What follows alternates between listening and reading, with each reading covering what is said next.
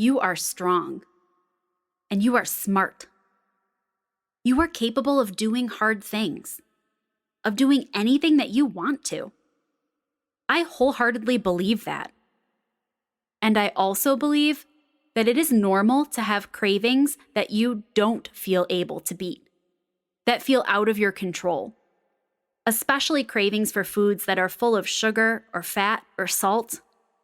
Those foods taste good to humans, and you're a human. Controlling cravings is not about willpower. It is very much about your mindset around food and proactive strategies that you have in place. And that is what we will be chatting about today.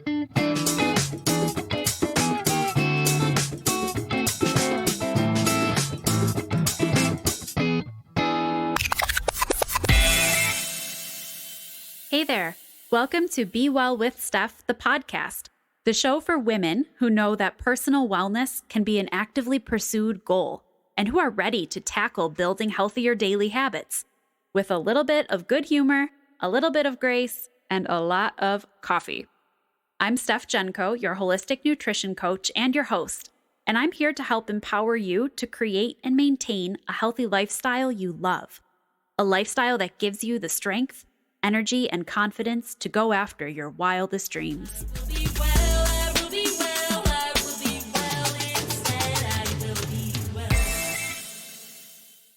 I was a sweets fanatic, and I thought that I always would be. I had such a big sweet tooth. When I was teaching, many of you know that I was teaching elementary school for about 10 years before I made this shift into coaching. And when I was teaching, I kid you not, it's so embarrassing, I would look for a kid having a birthday. I would scope out whose birthday it was in the school, and I'd casually walk around at a time where they might possibly be passing out cupcakes, just to make sure that I got one. How bad is that? I had no control around sugar. I thought about it, I craved it, I wanted it, and then I found it. I thought it would always be that way. And do I still love a good cupcake? Of course. A good dairy-free ice cream cone? Obviously. But a lot of things have changed since then.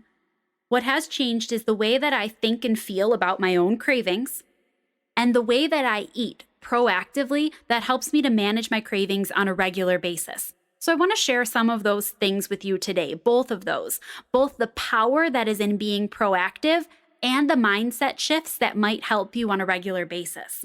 Some of the proactive tools sound so simple, but they really can be so powerful. The first one is just making sure that you drink water, that you are a sufficiently hydrated person.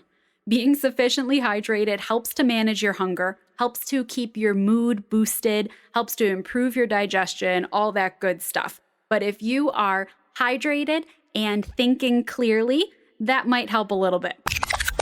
The second thing is to make sure that you're managing your stress. I know that is easier said than done, but we all also know that cravings tend to amplify with our emotions. So we have to start thinking about what other strategies do we have for managing our stress or managing our emotions. And I'll come back to this one in a little bit. I want you to make sure that you are getting enough sleep. Food is fuel. This we know and this we accept. Calories are energy. So when we're tired, we seek more energy. When we are tired, we gravitate even more toward foods that are energy dense, aka calorie dense.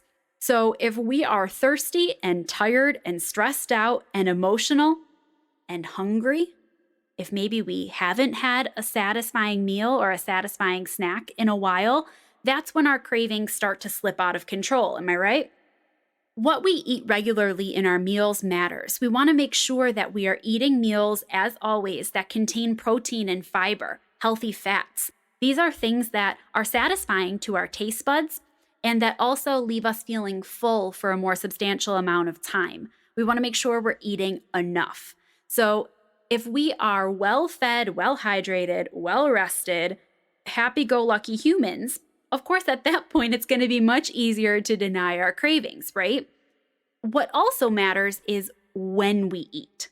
So sometimes if we are waiting a really long time between meals, or if we've skipped breakfast, or if we've hit some sort of afternoon slump, our energy levels can be really low. And this is an opportunity to refuel ourselves with breakfast in the morning, have a healthy, balanced snack, have something in the afternoon when we feel ourselves getting tired, if we need an energy boost at that point. And that might help us to manage some cravings too, but not always, right? Sometimes the cravings are still going to come. And when they do come, we can run through that mental checklist of, have I eaten a meal? Am I hydrated, etc. But sometimes there are other mindset shifts that we can have in place, other ways that we can think about food and cravings that might help us to tackle that craving when it does eventually show up. So, in addition to learning to care proactively for my health and nutrition, in addition to that helping to reduce those sugar cravings, I found that there were three really big shifts in my mindset, changes to the way that I thought about fun foods and the way that I thought about treat foods and the role that they have in my life that really helped me to feel more in control. And I would really like to share those with you. I hope that opening your mind to some new ways of thinking about fun foods or our favorite foods can help us to feel more in control around them. The first thought that I used to have, and maybe you have sometimes too, is I want this because I'm stressed. We know that food is fuel. Food is not an emotional solution. And I know that that is sometimes really hard to hear. It's hard for me sometimes still too. I want to eat this because I'm stressed out. Oh, I'm super stressed, or I'm really sad, or I'm really emotional right now, and I just want to eat this. They call it comfort food for a reason, right? The old mindset is, I'm going to eat this because I'm stressed. Our new mindset needs to be something along the lines of, I'm stressed. What can I do to reduce my stress? Because I tell you, if we are super stressed and we eat half a tray of brownies, the stress isn't going away. Now we're just stressed and full of brownies, right? We need a different solution. What else can we do? Can we go for a walk? Can we write in a journal? Can we pick up the phone and call a friend? Play a favorite song? Change our scenery? Make a pro-con list. Is there something we can do to manage our stress or emotions that is not related to food? Yes, food can be enjoyable. Food shows up at all sorts of fun times, but it's not really a solution to our emotions. The second thought that may have crossed your mind before, like it's crossed mine, was, I've been really good. I earned this. Have you ever thought that before? Maybe the idea that, like, I've eaten really well all week. Now this weekend, I have earned these fries and beers and cake. Maybe another way of thinking of it would be rewarding for behavior, or rewarding for having accomplished a task. You know, I finished all the work I needed to do. Now I'm eating chocolate. It's this idea that food is some sort of reward. And I want to go back again and say, food is fuel. Food is not a reward. You get to eat food, good food, food that you like, food that you enjoy, whether you've finished your work or not. You get to eat food and good food that you enjoy, whether you have eaten French fries in the week already or not. At the time of this recording, today is National French Fry Day, so clearly they are stuck in my head. But anyway, you get to eat food that you enjoy any day or any time that you want. There is a lot of research showing us that over-restriction also leads to overindulgence. So what I mean by that is, if we do not eat foods that we enjoy all week long, when the weekend comes, we may feel like we have earned those fun foods or those treat foods and that we're ready to go bananas over them. If we instead eat those foods a little bit at a time, or we eat those foods not at just special occasions or when they've been earned, we just eat them, a little bit of chocolate on the side of our fruit at nighttime whenever we want it, or some French fries on the side of our salad whenever it sounds good, we're able to keep those cravings a little bit in check because our body knows that we can get them anytime, not when they're a reward. We really want to take this idea of like earning food or treating ourselves away and replace it with treating ourselves in a different way that have nothing to do with food. So think about, you. Think about, what do you like to do that makes you feel good, that treats yourself, that you can earn, that has nothing to do with food? Have you worked really hard and you're just going to take a break? Have you earned some rest or some relaxation or a little bit of pampering or a little bit of self-care or some fun time with your partner or with friends? Is there something else that you can earn or treat yourself with? Would be something to think about. The last mindset shift I want to offer you is one I think is the hardest, especially for maybe generations that are above me or a few generations above me. You may have had this thought before or been told before that if you finish your vegetables, you can have dessert. We've all been told this. We've all said this or thought this, right? I'd be really, I think, hard-pressed to find somebody at this point in time who's listening to this who has not heard or said something like, if you finish your vegetables, then you can have dessert. We're kind of trained our whole lives. I was, you were, the generation before you, kind of trained to give fun foods or less nutritious foods a place on some sort of pedestal that I really don't think they deserve.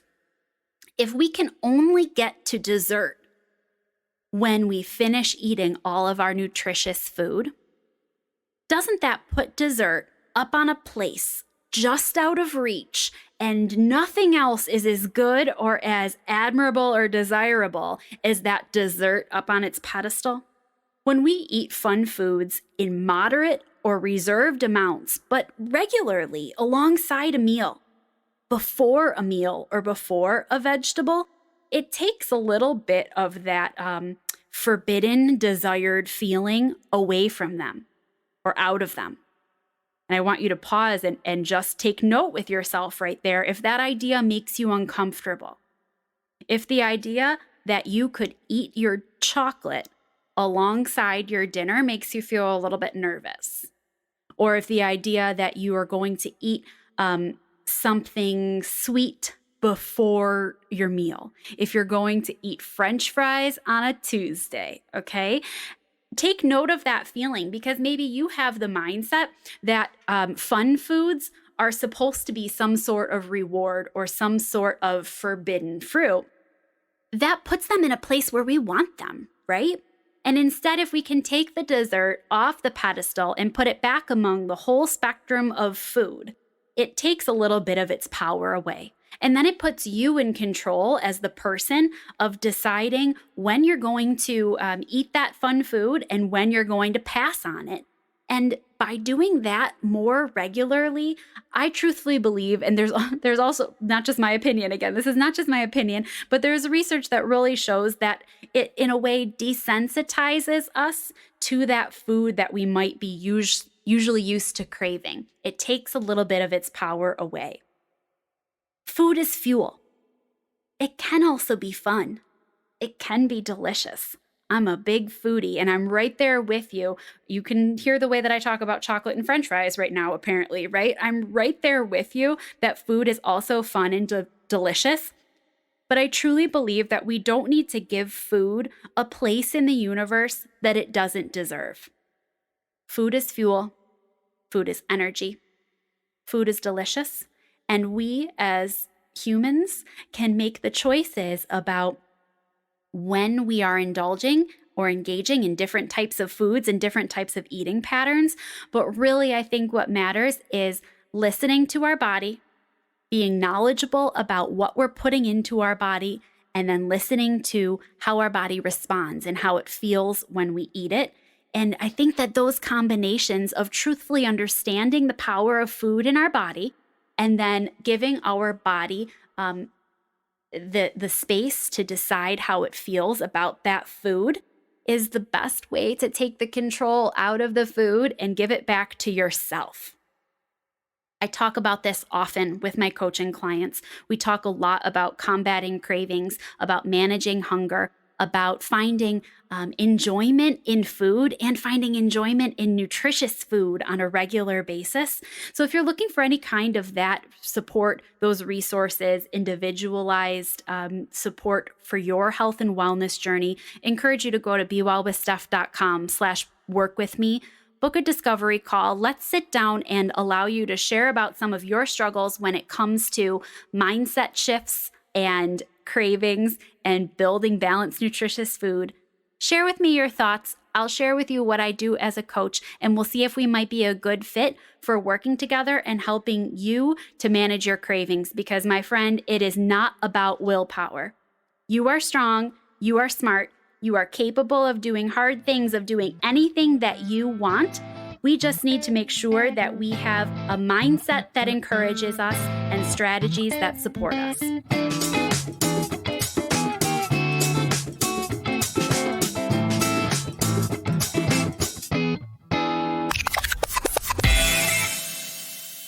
Thank you so much for listening to Be Well with Steph, the podcast. When there are a million things that you could be doing, I appreciate your choosing to hang out here. And I am proud of you for continuing to work on your own wellness journey. I invite you to head over to bewellwithsteph.com for the details from this episode, my blog, upcoming events, and lots of other resources. If you enjoyed today's show, I'd love to hear from you. I'm Be Well with Steph everywhere you like to hang out on social media, so come on over and say hi. Until next time, my friends, be well.